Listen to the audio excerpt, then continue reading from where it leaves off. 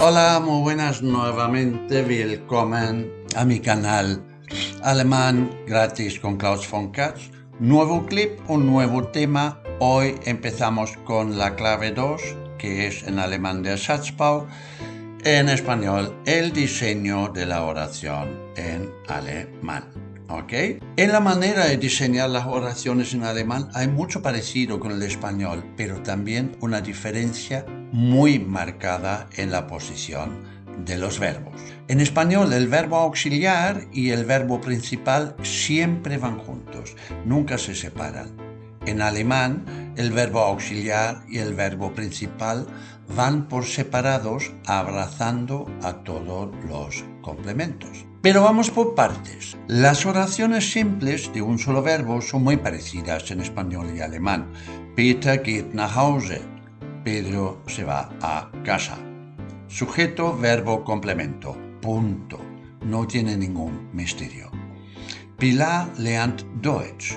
Pilar estudia alemán. Lo mismo. Lea kauft ein Fahrrad für ihren Sohn. Lea compra una bicicleta para su hijo. En este caso lo mismo y tenemos dos complementos directos. Luego lo rediseñamos un poco en alemán. Lea kauft ihrem Sohn ein Fahrrad, que sería Lea compra a su hijo una bicicleta. Simplemente cambiamos los dos complementos de sitio y aquí tenemos entonces un complemento directo y otro indirecto.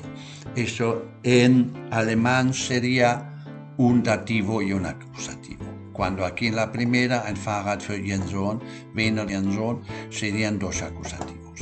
Pero eso lo veremos más adelante en la clave 5, que aún hay un rato hasta que lleguemos ahí. Bien, sí, que son oraciones simples con un solo verbo y son parecidos que en alemán y español. Sí, pero con una pequeña diferencia.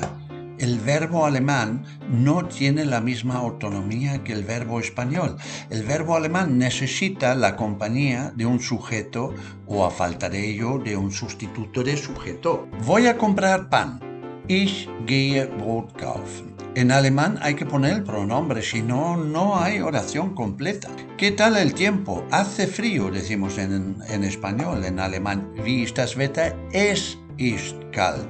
Igual que en inglés, it is cold. Necesitamos un sujeto para el verbo y lo solucionamos a menudo con un pronombre. En español es una oración de verbo impersonal. Eso, para explicarlo rapidito, tiene que ver con que la conjugación del verbo en español es inconfundible. No hay dos conjugaciones iguales. Sin embargo, en alemán coincide la primera persona del plural con la tercera del plural, que es siempre la forma al infinitivo del verbo. Essen, wir essen, sie essen. O en la tercera persona singular y la segunda plural. Gehen, er geht, sie geht, ihr geht en la segunda plural. O sea, si no ponemos algún pronombre, algún reconocible que deje claro en qué persona estamos hablando, puede haber confusión en alemán. Por eso el verbo no tiene esa autonomía como en español. Pero esto luego lo veremos en el capítulo de los verbos, que aún nos falta un poco. Vale, sí, luego ya entramos en los tiempos compuestos, la cosa cambia. En el diseño de una oración podemos colocar 2, 3, 4 verbos, y en el diseño de la oración con el pretérito ahora digo PPC, que pretérito perfecto compuesto, 3 palabras para un tiempo me parece excesivo. Vale, con el PPC entra un segundo verbo en la oración. El auxiliar haben oder sein. Ah, sein también, pues sí. En español, todos los pretéritos perfectos compuestos se hacen con el auxiliar haber. En alemán se diseñan tanto con haben como con sein. Entonces, el verbo auxiliar ocupa la segunda posición en la oración, la predestinada para el verbo, y el verbo principal, en este caso el participio, viaja al final de todo. Veamos. María ha comido hoy pescado en un restaurante. En alemán sería Maria hat heute in einem Restaurant Fisch gegessen. En español, el verbo auxiliar haber y el verbo principal, aquí en el participio del verbo comer, siempre van juntos. Pero en alemán, el verbo auxiliar, en este caso haben, y el verbo principal, en este caso essen, van por separado y abrazan a todos los complementos. Cuando, heute, wo, en einem Restaurant, el que, Fisch, y luego viene el participio. Por eso es muy importante cuando hablamos del diseño de oraciones. Mirad siempre primero al final de la frase si quieres entender de qué va la oración. Ya veremos luego más ejemplos, no es solo el PPC. Es que sin conocer el verbo principal, te recorres toda la oración a ciegas hasta que al final llegas al verbo principal que te da la clave de la acción que tenemos en la frase. Mira primero al final de la oración, delante del punto, entonces ya sabes qué te vas a encontrar. Esa es una clave muy importante para manejarse en el alemán.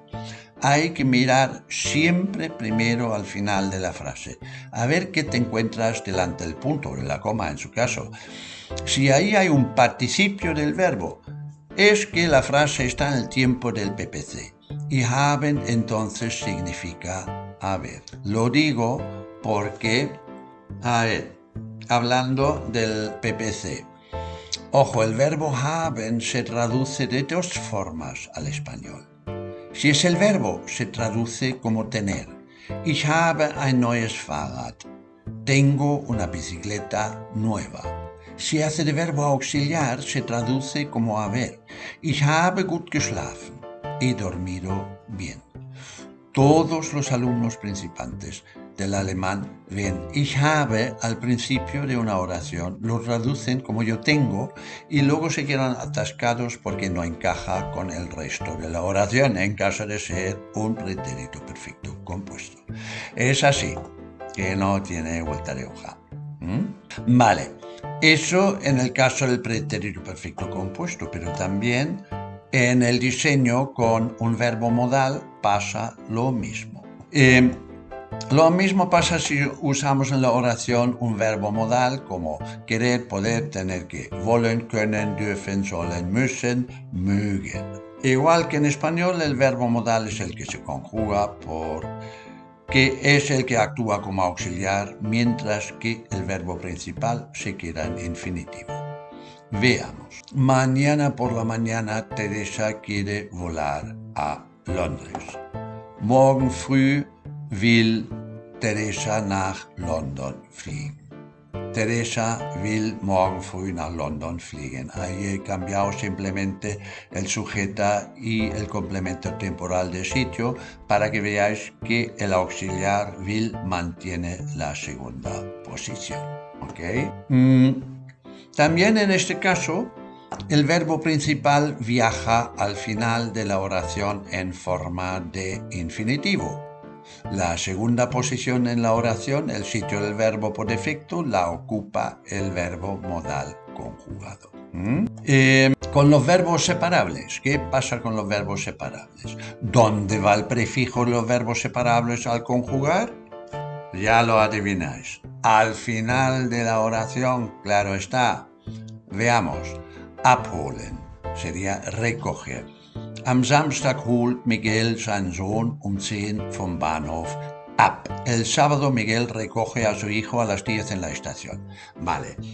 Ahora imaginemos un momento que recoger en español fuese un verbo separable al estilo alemán.